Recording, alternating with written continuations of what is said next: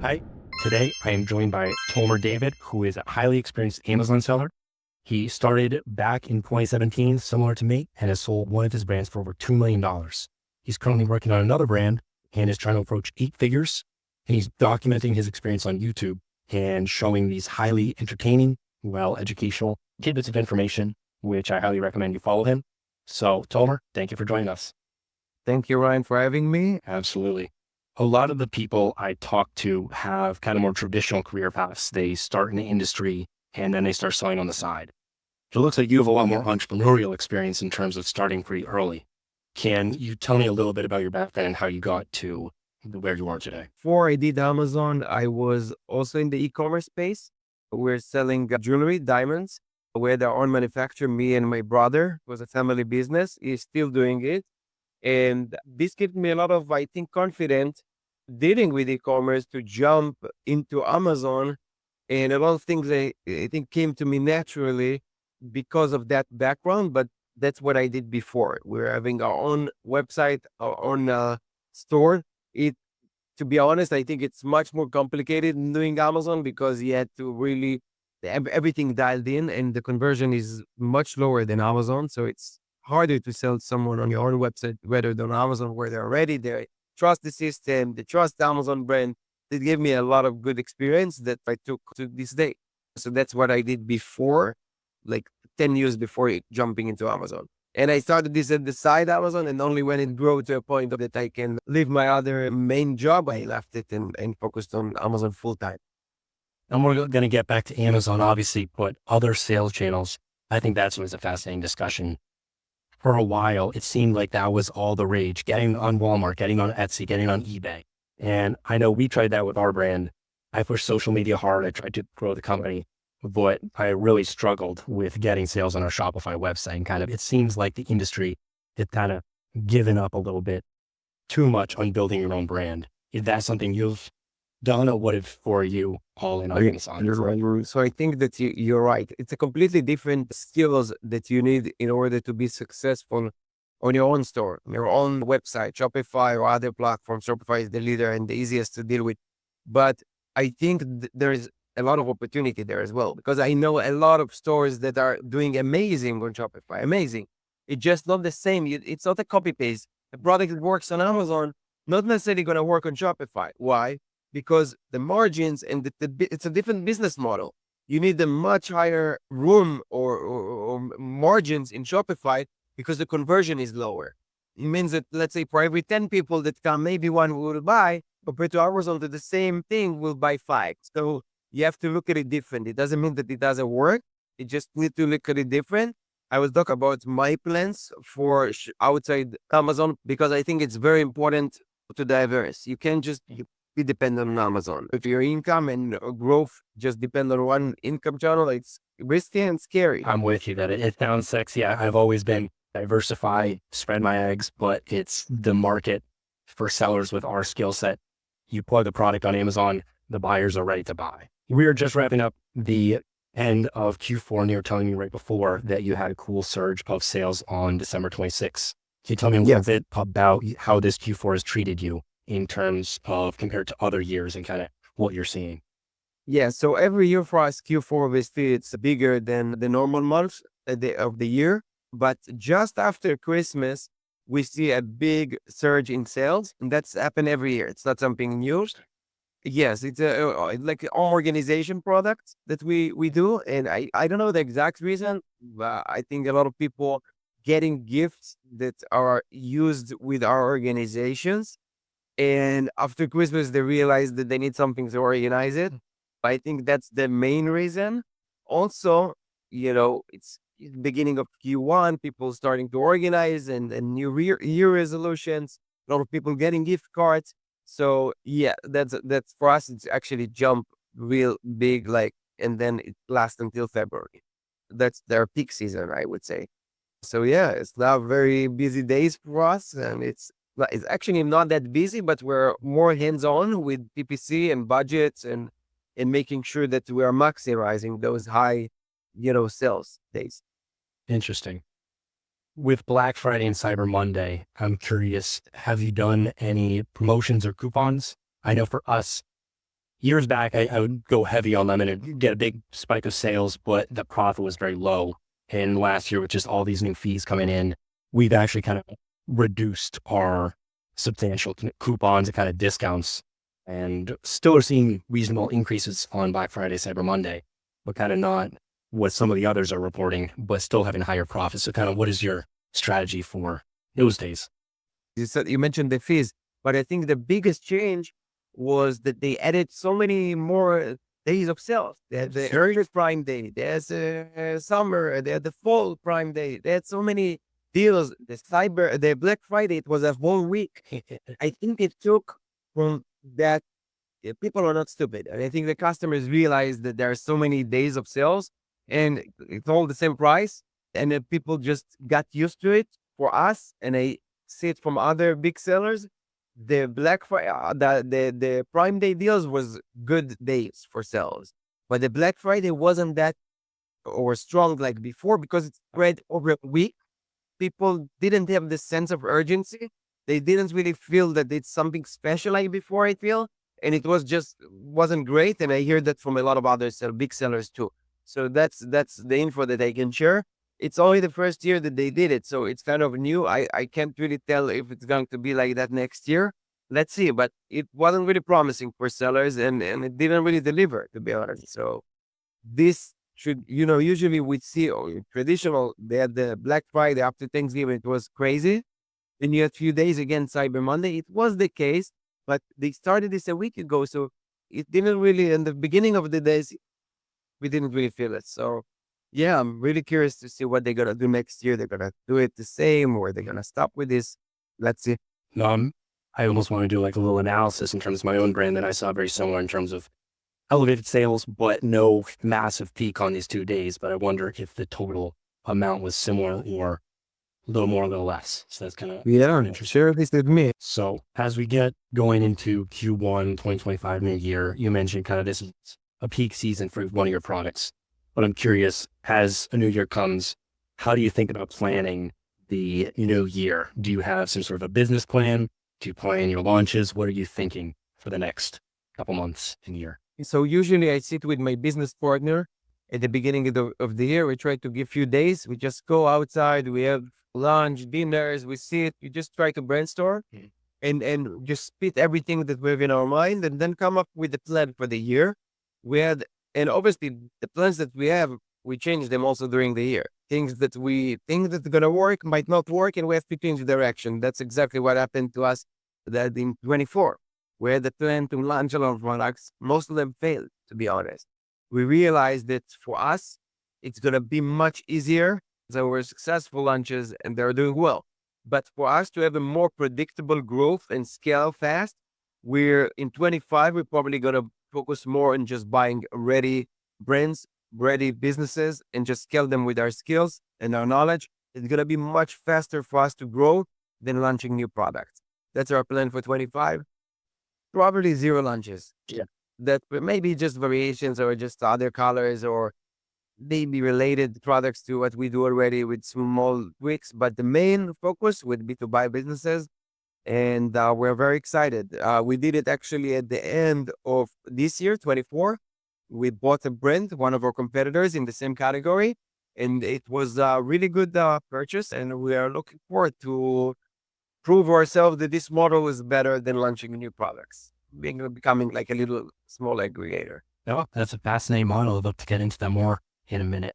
But I'm curious, have you done any analysis on those product launches? Do you think you know why they might not have taken off like some of your other products did? So yeah, we had case studies and this is important. We try to learn from every product what went wrong. Obviously, it's always easy. You don't know sometimes why it didn't work. You have assumptions, but you cannot really verify them always. So we're trying to have common sense together with things that are obvious and try to come up with things that went wrong. For example, not having enough surveys or market research or ignoring some things that we know we shouldn't do, but still launching the product. Sometimes it's just human errors and discipline that people don't follow that lead to failures. Sometimes it's just some things that you don't know. You don't know until you launch. And this uncertainty, it's not good for predictions, obviously. And that's why we decided to focus on buying things that are ready. The risk is smaller and it's more predictable process for us. That's why we are not going to launch new products and focus more on buying businesses that already work.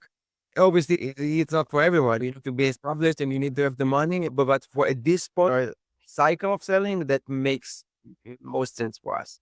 Right? Again, it could change. Maybe a half year, we're going to buy two brands, things will not work as planned, and we might change our direction. But for now, that looks like the direction we're going to take. When you say a product launch failed, I'm curious, what does that mean for you? For example, some of my friends, if it doesn't hit X units a day, even if it's making a little bit of money, that's a failure for them. Or if it doesn't make any sales at all, what are you looking for that you consider a product a winner? Do you want to keep investing in? Good question. So for us, it's after 3 months, we want to be profitable on a day to day. Even if it's $20, $10, be profitable, not lose money. If after 3 months it's keep losing money, probably it's not gonna make your money, you know. So we just give up, either liquidate or create removal orders and give up and move on. So that's for us. If we see after 3 months, it's probably not a day or two, but becoming consistent there with 2 or 3 weeks, making money every day, we can take it to somewhere. We can scale it and more reviews will come, more inventory, more promotions, more keywords, more PPC, and then we can scale it. But if it still lose money after 3 months, probably something doesn't catch, something doesn't work. Before this interview, we're talking about celebrating kind of unit economics. Do you have any sort of back of a napkin math on products that you're kind of looking for in terms of what you consider something that would be capable of being profitable with your strategies? Yeah, so we have a file called product launch progress. It's a simple Excel file that we have every day, and one of our employees go to Celebrate and pick some important metrics. But we see it on, we want to see a couple of things. We want to see, first of all, the conversion rate. What's the conversion rate for this? What is the daily profit? What is the total ad spend? What is the total gain and loss? Just looking at the file. What is the daily ad spend? And then we kind of understand daily what's going on and see the trend. After 3 months, I can look at it in a glimpse. Like, for example, I'm just looking at the one product and I see that maybe conversion is stable, but the ad spend goes up and the loss is going also up. It's not really, there is no really correlation. I'm trying to see, okay, I'm spending more money and then maybe my reviews grow, obviously, or also we track here the top 10 rankings, the top 50 rankings for keywords. And we want to see that this go up with time, because at the end of the day, what will give you your profits are your organic sales together with the PPC ads. This will give you the profits. So we want to see, are we ranking for more keywords? If we see that the daily ad spend goes or it's stable, but no real movement on the rankings after 3 months, then it's also a sign, you know. But at the end of the day, we combine all these metrics and we decide. But for us, the main one is the daily. Are we making money or not? That's for us, you know, a metric. And we try to stick with it. And we try not to go sometimes you get emotional and you say, let's give it another few weeks. Let's give it another month. But always when we are emotional like that, things didn't really go well. We decided 3 months, it's enough time, and we take it from there. My sales are down, that I'm not fully focused on the business, and that really is all that matters. Whereas it does a couple of years ago, the industry, well, I'm a 7-figure seller, 6-figure seller, and I still say that, but the truth is I didn't make a ton of profit out of it, and a lot of sellers don't as well. So what matters is what you actually keep after all those fees. Exactly. I was also with the same mentality to get the bestseller badge, always. But, you know, sometimes selling the bestseller badge doesn't really give you more profit. So I don't care about this. I care, like you said, about the money in the bank at the end of the day. That's what matter. It's also for cash flow and stuff like that. It's very important. Well, moving forward, so I want to get back to, you mentioned kind of buying brands. I'm curious, what are you looking for and kind of in your overall strategy? I know for me, so I sold kind of tool belts to construction workers and various accessories, kind of belts, hammer holders, stuff like that. But that was all, the idea for me was I want to create a brand that I could sell one day that theoretically could be a Shopify site, kind of cohesive. Are you looking for products that can kind of be merged into your cohesive brand, or is it more, if this is a product that makes money, I will take it? Yeah. So for now, we were focused on something related to our niche, but now that things change for us as far as goals and 25 to buy brands. We have to go broader and not necessarily things related to our brand, but things that are successful on Amazon. Where it's all about the buying. It's like buying real estate. It's all about finding the right deal. So our criteria is very, very strict. We want to really find businesses that the operators wasn't really their focus. They didn't really do a good job, but still made money. Because if they did it with really mediocre skills, we can bring a much better skills and really scale it, and also bring better cash flow. So we try to see businesses that maybe went out of stock, didn't really manage their inventory well, PPC, they didn't really know what they were doing too much, and try to find those opportunities. It's not always easy, but we want to stick to those businesses because obviously when we jump in, the scale and the growth will be much higher when we plug everything in, like good PPC, good inventory management, and other areas of the business. Yeah.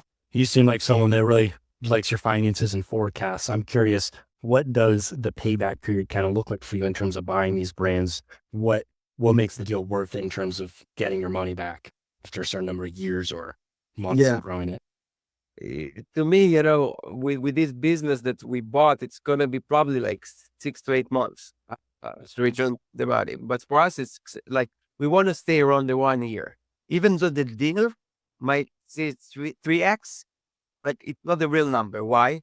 Because when we jump in, we can grow it like within the first year, like double or triple what it was, and then the whole number equation changed. So yeah, like I said, it's on when you buy the business, that's where you make the money. Not necessarily we can buy technically a 4x a business, but it's not really a 4x because maybe they didn't know what they are doing, and then like you triple it within the first year. With this new brand you bought, when I'm sure you got deep into all their numbers, all their SKUs, everything, what was kind of the first area you looked at in terms of allocating your team to kind of improve, like the main image? That's always something that I think of first. What was your kind of process for optimizing it and getting it?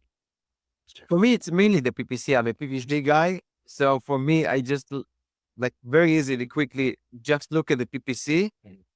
And for me, that's the main metric. And also, yeah, these things and inventory management. So if these are strong areas where I'm good at, like if I see they were out of stock or their PPC is not really great, it's like, it's the sign for me. Let's go for it. And I always come with the mentality that I'm going to go with the price. If it works, works. If not, I'll good. Whatever is mine is mine. Whatever is not, okay, next. That's my mentality. And I think it really helps with negotiation. Also, when I sold my business, that's what my mentality. Like, guys, this is my business. You want it? Good. If not, all good too. And I'm going to keep it. And I think this served me very well. Nothing really in pressure. If it's meant to be, and meant to be. There was one business that we were supposed to buy. And then at the last moment, something in our guts didn't really feel well. We backed up. Let's just move on. There's plenty of businesses, whatever is the right time to buy business. It always needs to be in good energy. I feel. I think that's a great mindset. With your PPC expertise, I know there's so much, way more than we could ever get into in a single 2, 3, 4 videos or interviews. Could you give me a little overview on kind of what your main thoughts right now on kind of strategy for an ASIN actually looks like in terms of promoting it through Amazon?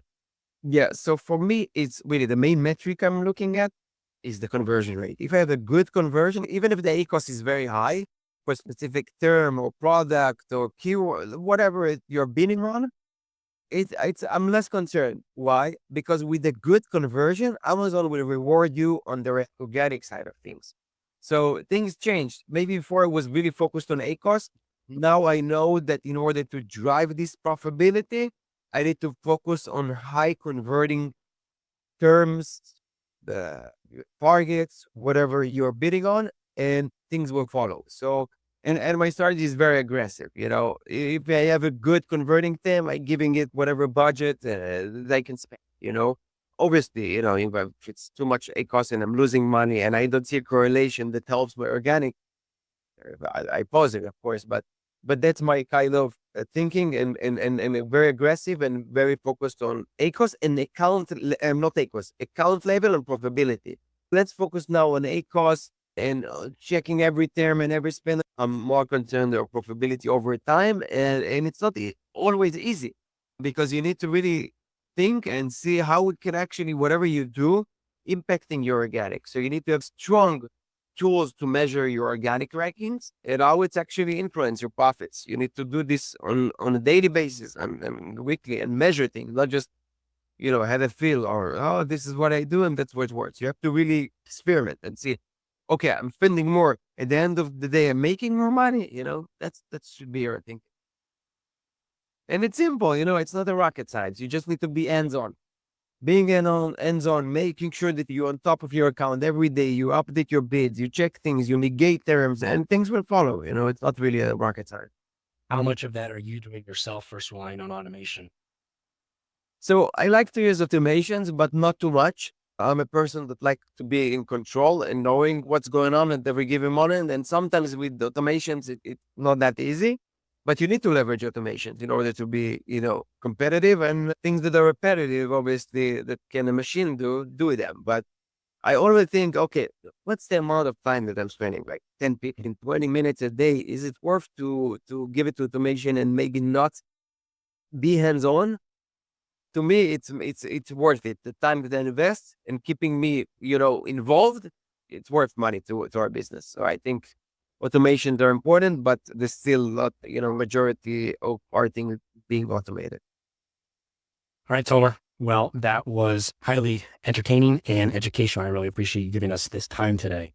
So if anyone in the audience wants to learn more about you or find kind of your YouTube channel, where can they find you? Yeah, thank you for these great questions. And anyone that wants to see my videos, they can check my channel. It's called Sourcing Monster. And yeah, they can direct me through the comments and try to share some updates and things that work for our businesses and brands there. Take care.